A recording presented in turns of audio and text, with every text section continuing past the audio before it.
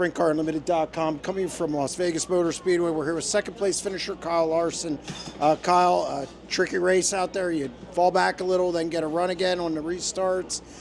Take me through that, and just, a lot of ebb and flow to that one.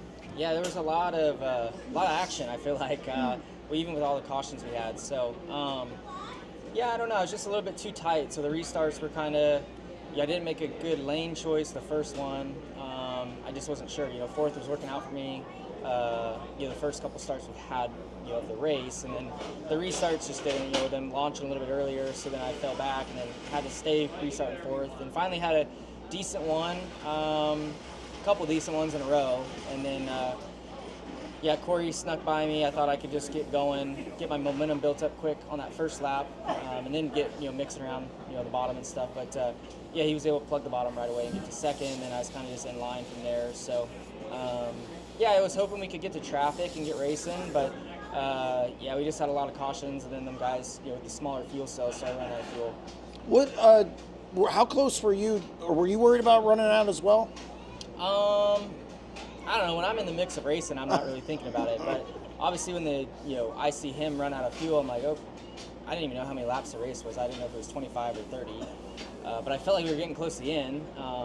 And then we had that caution. But I guess we had 3 gallons left. It sounded like Corey had 3 gallons left as well. So I do know that we run a bigger fuel cell than the guys that ran out. But I don't know if 3 gallons would have been enough for 5 laps. You had a crack at the end. He would kind of skate up in 3 and 4, and you could kind of plug the bottom coming out of 4. Did you think you had a shot at him the last couple laps?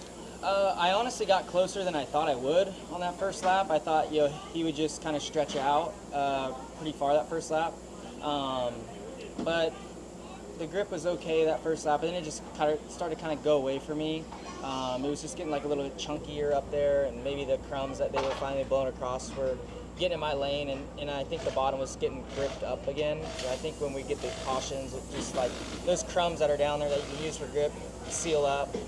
So I think it was a little bit slower for him down there for those first couple laps, but I was hoping to make the diamond in 3 and 4 work to where I could get to his inside, but it's so far around into 3 that I knew it'd be tough. But so honestly, I was a little bit closer than I thought I could be. It was a good race for second while Pittman was out there. He was gone. Yeah. He's they were really good, right? Like the 69K is always going to be strong at a track like this. So and Pittman's such a great race car driver, even for the little bit that he does it. It was. Like I said, I wish we could have got the traffic, because I think, Corey and I were kind of running a little bit different lines than he was. So I felt like it was going to get mixing it up there, and who knows, we could have had a shot. But and I think the fans have been in for a better treat too. Well, last thing I want to, always interesting, pilot at the first, and big crowd.